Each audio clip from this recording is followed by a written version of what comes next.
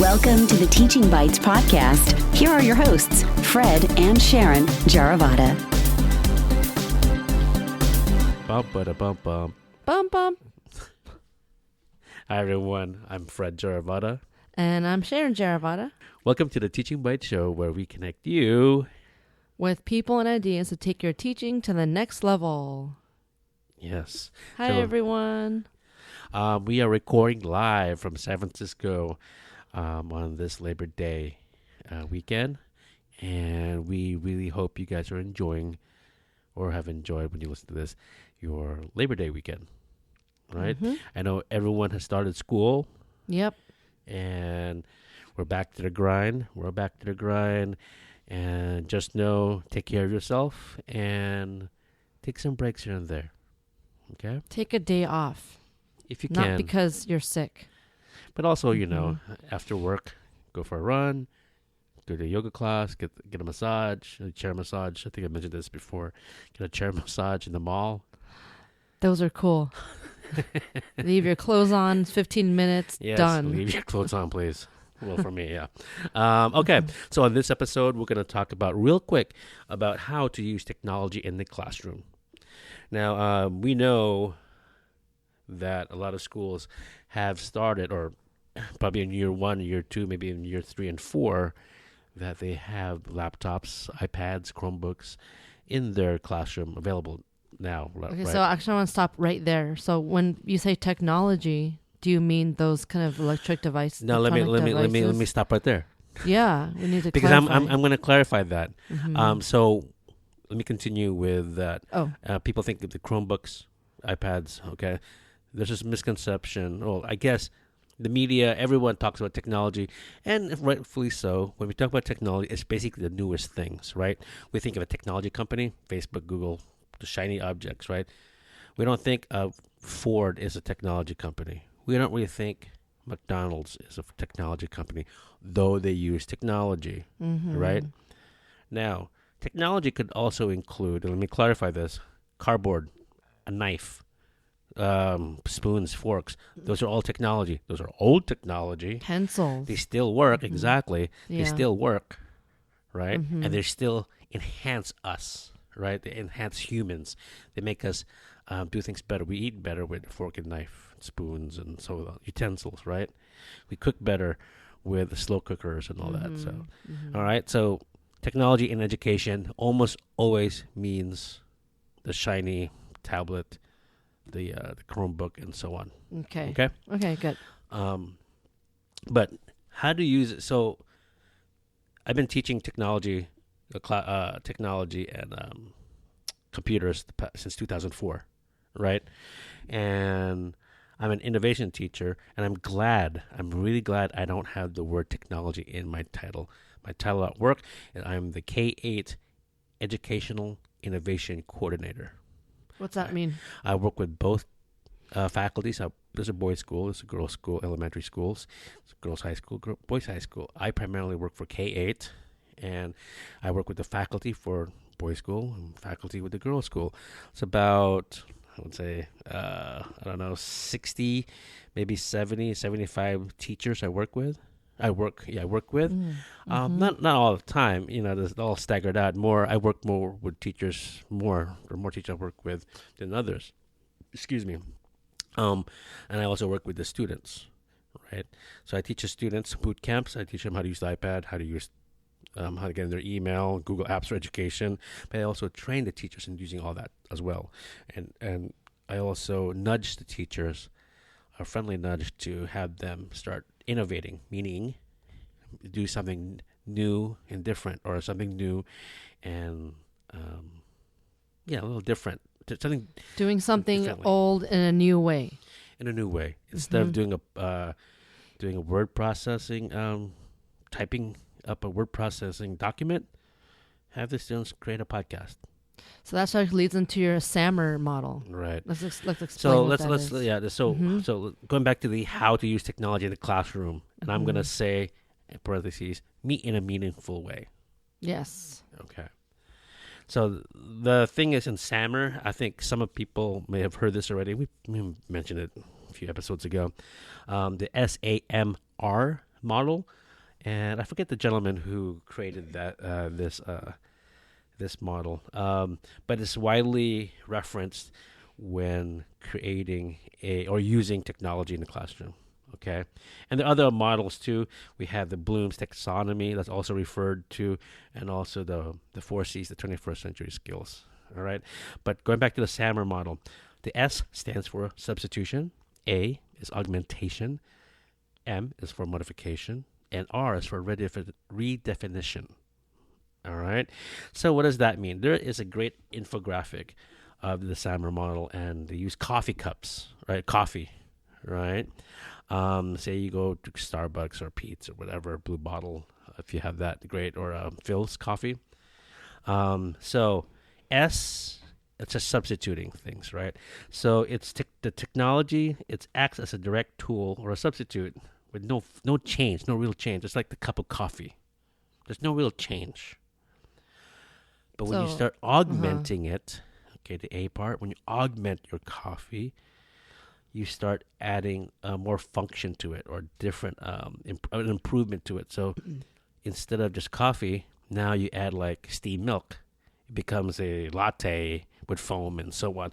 It's essentially still coffee, but you're adding, instead of cold milk, you're adding steaming, frothy milk, right? So you're changing it. You can kind of see there is a different texture to it.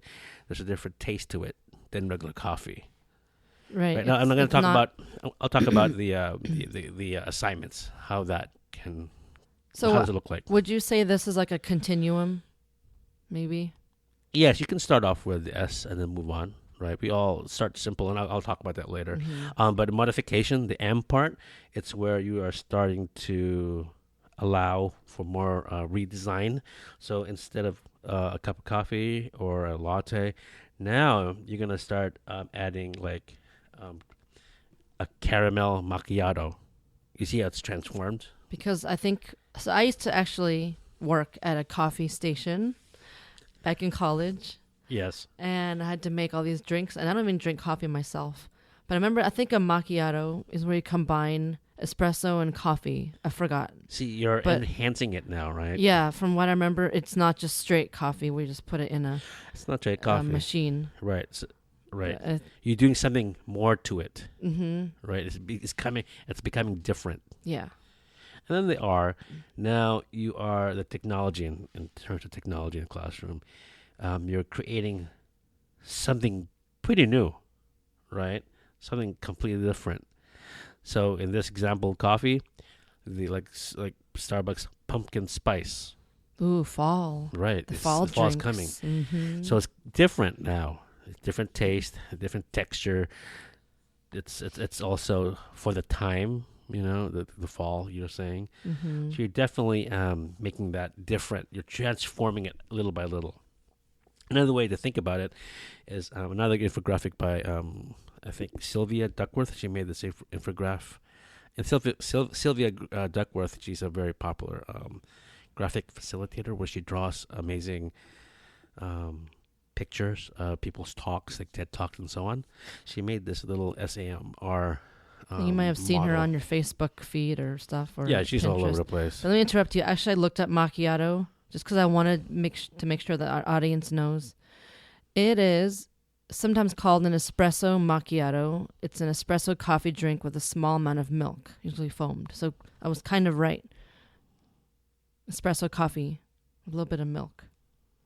Now you want me to drink some coffee. Okay. It's like late at night. Anyway, moving on.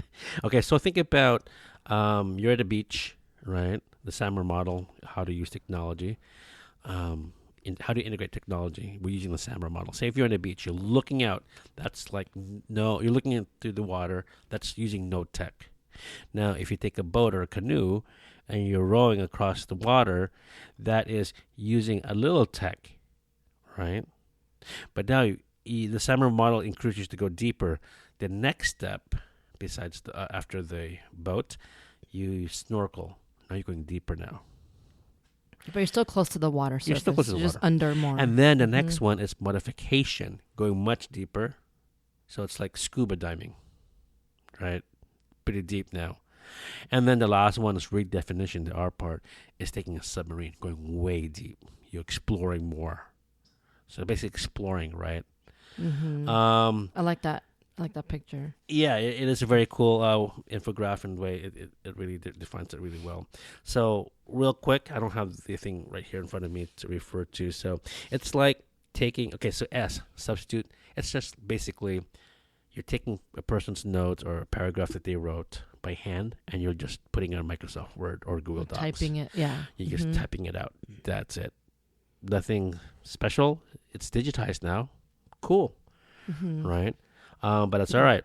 Now, the augmenting part, now you take that same document, the digitized document now, and you're transforming it into a PDF, and you're emailing it to people. So now you're sharing it that way. So the reach is bigger. It's not just your classroom. Yes. And then now the next part's M. After that, you can take a Google Doc, you're typing it out, but now you're sharing it with others that way. You're just sharing it. Isn't that kind of what you just said with augment, though? Yeah, but the other one was email. Oh. Right? Okay. So it's living in your computer. Uh-huh. The original document's living in your computer, and you're emailing that document out. The M part is where you have a Google Doc, and you're sharing it, and it's live. As you make changes, it changes automatically for other people. Okay, and then they can interact. Not too, yet. That's going to be the R part. Oh. That's the redefinition part. So, okay. So you're sharing with other people, but you're not sending us a PDF. You're sending a link, and as you type, okay, this is the M part. People can see the live things happening. They're not interacting, not yet. So they can watch it. So it's one way. One way still. Okay, maybe there's some differences, and you could probably, some experts in SAMR may argue against that, and please let me know. And the R part now is when you get a bunch of students working on the same document. Okay? In real time. And I guess that includes the teacher going in and giving comments on how to improve it. Okay. Does that make sense? I know I went fast, and probably I'm tweaking the SAMR model a little bit, but that's what I remember. But I hope that makes sense. Yeah, so if I'm a new teacher, right, do I start with S and then gradually go to R, or just try to jump to the R? You gradually, I think as a new teacher, gradually move to the R, right? So you start with S, type it out, that's fine. And then you move into them send us a PDF. But you know, I think a lot of people have done that a lot already. And I guess it would depend on what you're doing too, what kind of project or assignment, right? Right, but you know the SAMR model is great, but I always refer to the 4 C's, 21st century skills. The 4 C's are important because it encourage you.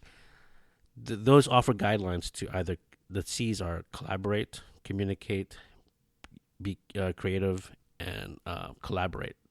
Did I say that right? Creativity. Okay. Oh no, critical thinking. Yeah, you always forget. I forget again. too. Okay, critical thinking, collaborate, communicate, and creativity. Yes. Those 4 C's, they offer me a guide myself in how to reach my students to do that. I want my students to do those things, one of those things. Right. And actually sometimes that's correlated with the Common Core state standards too. Exactly. So. And it goes to the Bloom's taxonomy of, you know, on the bottom, the triangle, remember, understand, apply, analyze, evaluate, and create. These models, they're all very similar. They're other infographics. They're pointing to each other and how they do relate. They all relate to each other. But yeah, maybe the different episode we'll talk about Bloom's taxonomy and how that can be flipped over. And I think we mentioned that before, but we'll analyze that a little more on a different episode. Yeah. So there's another great infograph that's been shared since 2013, and it's by a teacher named Bill Ferriter. You can find him at williamferriter.com. William WILLIAM FERRITER.com. We'll put these in the show notes, right? Yes. With the infographics. This is a very good one, and it's also, this is in George Couros, who I follow a lot on Twitter, and I bought his book, and I love his book called Innovator's Mindset, and he refers to this graphic, and after this graphic, he worked with Bill to make a new graphic for leaders. But going back to this first infographic that Bill made, so it says on the top, what do you want your kids to do with technology? Okay, and on one side, it's like a T-square. You have one side, you have wrong answers, and the right hand, you have right answers. So let's go to the wrong answers first. Okay, so what do you want your kids to do with technology? I want my kids, these are wrong answers, I want my kids to do, to make prezzies. I want my kids to start blogs. I want them to create Wordles. I want them to publish Animotos. It's a making video slideshows. I want my students to design flip charts. I want my kids to produce videos. I want to post to Edmodo. I want to use whiteboards. I want them to develop apps. Right? Those are the wrong answers of what you want your kids to want to do with technology. And from what it looks like to me, there's for every wrong answer, there's the right answer that's correlated across to it. Yes. So, for example, the wrong answer is make prezzies, and the right answer is raise awareness. Exactly. So what is Prezi? Prezi is just a fancy PowerPoint. It's a fancy keynote, right? You go zoom in, zoom out. I get like seasick when I see that stuff. If it's done really bad, you know. But yeah, Prezis or presentation apps or keynotes, I want my kids to do PowerPoints. Those just basically just raise awareness. So the wrong answers are, if you guys didn't figure out, those are the tools that you use in which to extract these big ideas. So the big idea is the right answer. Let's go to the right answer is the right way to use technology on this infographic by Bill Ferreter. You want them to raise awareness. You want them to start conversations. You want them to find the answers to their own questions. You want them to join in partnerships. You want your students to change minds, convince others. So a lot of communications is important, and empathy. Persuasive writing. Right. You want your students to make a difference. You want them to take action, and you want them to be agents of change or drive change in the world. So these are huge, big ideas, right? These aren't tools we're talking about. Technology are the tools to do all these big ideas. Right. And I think the thing is, because a lot of teachers, they see or hear, oh, look at that school, they're doing using all these shiny tools, then maybe I should be doing that, but not really understanding what the purpose of it is. Sometimes sometimes a lot of my faculty and my colleagues, I love them to death, but sometimes they're so fixated on the app. You know, oh, I saw a cool app. I saw this cool app can do this. Cool, that's great. I always support them, you know, but I also try to make sure, what is the learning goal? What do you want them to do? You know, I'm glad you found a great app. You know, there's always great apps out there, but they still need to support learning. All right. There's another infographic that continues this. The George Couros, he talked about this, and another infographic was created for this. The question is, what do you want leaders to do with technology? Okay. Now, he shares on the left-hand side, again, like a T-square. So good answers. I think you mean T-chart. What did I say? T-square. Oh, T-square. Okay, T-chart. Sorry. What do you want to do? What do you want leaders to do with technology? Some good answers are like, you want them to tweet. You want them to use Google Apps or Office 365 or whatever. Word Perfect, if you're still on that. Write a blog post. It's still around. Yes, it is actually. I guess the legal people, legal profession, they use Word Perfect. Okay. You use learning management system, the LMS. You want to publish a video, text reminders, blah, blah, blah, develop a website. The better answers are, you wanted to build relationships. Technology is for building relationships. That's the key right there. You want the leaders and your students to build relationships, and that's where technology is very powerful, right? Yeah, you can. You know, I've seen teachers use what is that, Flat Stanley? Remember that The Flat character. Stanley? Yeah, from the book. And then they use an envelope or like a cardboard, whatever, one of those big inter-office envelope Manila style. envelopes. And then they send it around the world, send it around the country, and they, they share. Yeah. Where would it go, right? Where did he go? Let's see. Mm-hmm.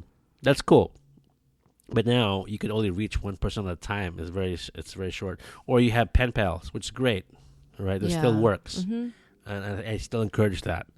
But so you're building relationships, and there's something said to be having handed with a real envelope, Yeah. right? Hand on a note, right? Mm-hmm. But you can accomplish pretty much now today that to building relationships with an email.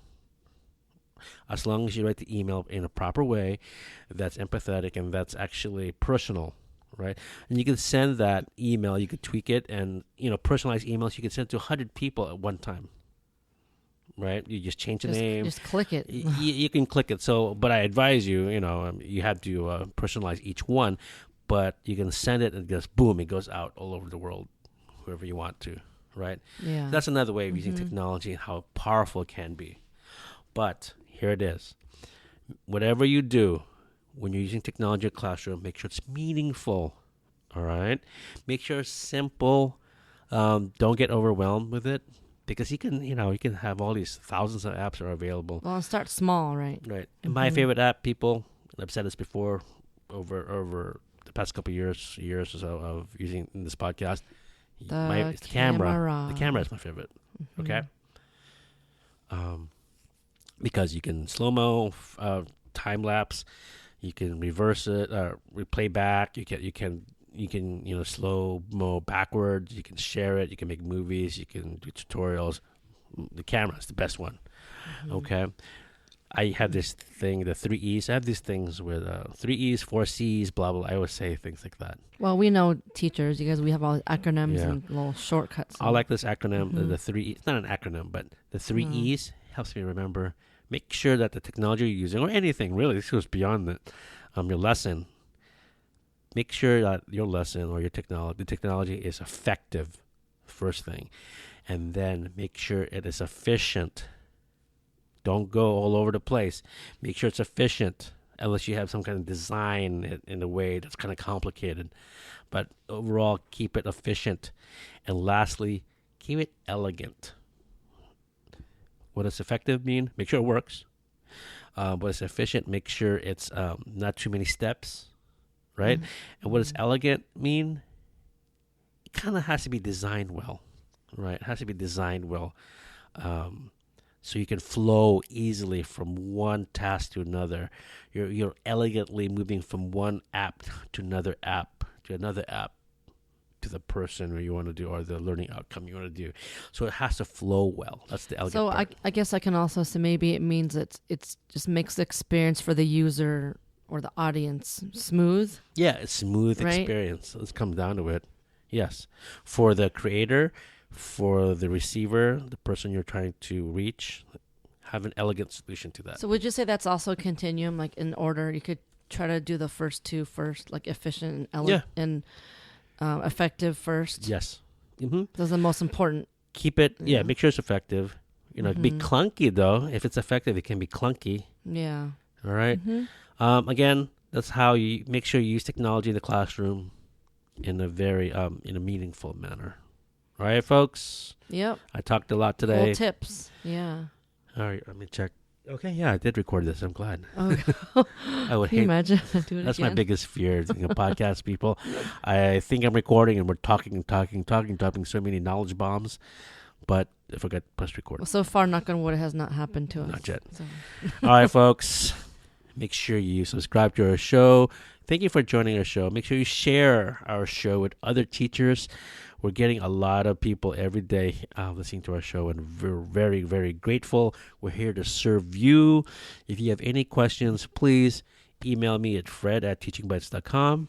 And you can email me at sharon@teachingbytes.com. And, of course, find us on our website, teachingbytes.com. And all the social medias, we're out there. Yep. All right?